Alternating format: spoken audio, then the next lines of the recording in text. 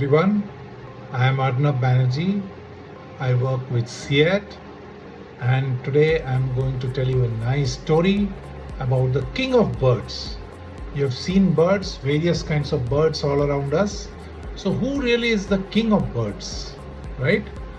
So this story is an African storybook initiative, and the illustrations that you will see are by Wiehan Jager. So there were lots and lots of kings around us in the nature, and long ago the birds had a meeting, and they wanted to decide who amongst us will really be the king. Like there's a king in various countries, a queen in various countries. So which bird should be the king? We must have a king. So people started looking here and there and figuring out who should claim that he or she will be the king. The eagle is very strong and kingly, one bird said. But no, eagle has no crown on the head, and when he calls, he sounds too sad. A king cannot sound sad. The ostrich is the tallest, but the ostrich cannot fly. So if the bird cannot fly, then how can that bird become the king? Right? The king has to fly. So who can really be the king? And then the peacock said, "Oh, I can be the king, fanning the tail. I am so beautiful. Look at the colors in my tail." "But you're so proud," said the owl. "Look at me. I have the largest eyes of any bird. And the bird with the largest eyes must be the king." No. Owl cannot be king," shouted others, "because you go to sleep when everybody wakes up. You sleep during the day. How can the king sleep during the day? Not possible, not possible." So still the arguments continued, and different birds started making different noises.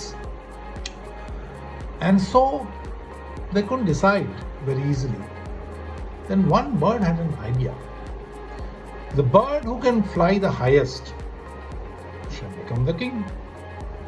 Because what are birds meant to do? Birds are meant to fly, right? So yes, this was agreeable to everybody, and they shouted out, "This is a good rule. Who should fly the highest should become the king." So off they went. All the birds went into the sky. The goose flew for one full day. Full day the goose flew. Straight over the highest mountains of the world. You know the highest mountains are in Nepal, Everest, and so many other peaks. The goose flew over that. One full day. The eagle flew for 2 full days and much higher than the goose. Much higher.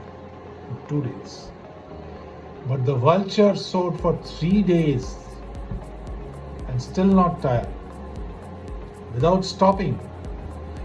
Some thought that the vulture was perhaps flying straight towards the sun. What about the mountains? Straight towards the sun. And finally they heard the vulture cry, "Yes, I have flown the highest, so I am the king of the birds." Just then, very near to the vulture, a tiny voice suddenly said, "Ting, ting, ting, ting, ting. I am the highest. You are not. I am the king. I am Siri, the Nadiki, the smallest bird of all. And I have held on to one of the feathers of the vultures and soared into the sky. So I am the king." Right? So then the vulture became very angry. "You have tricked me. You can't fool me again." And then the vulture flew and up, still the highest point on earth, till he got so tired that he could fly no more. Now he looked around. Ah, I am at the highest point. So I am the king of the birds. Again the vulture declared. But again from under his wing, a small sound crept. Ting, ting, ting, ting. I am the smallest one, but I am your king because I am still higher than you. The vulture gave up. He was too exhausted, too tired to fly any further. So down he sailed and came down with the little bird under his wing. The other birds were furious. This is a trick by Nesedi. They waited for him and ready to pluck out all his feathers. They were really angry. How could this small bird be the king of all birds? But the quick little small bird saw how angry the other birds were and immediately flew into a small snake hole to save itself. Right?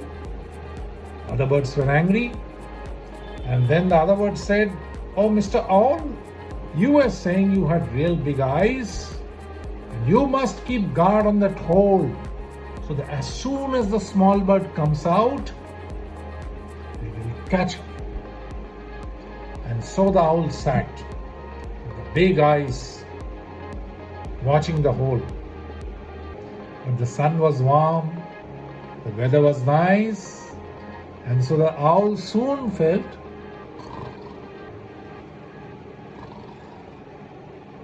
asleep. And the little bird peeped out and saw that owl was asleep. When the owl was asleep, and zip, came out of the snake hole and vanished. The owl was very ashamed that he was given such a big responsibility and task to guard that mouth of the hole, and he couldn't do so. He slept off. So now the owl hunts only at night. In the day, he sleeps away from the sight of all other birds.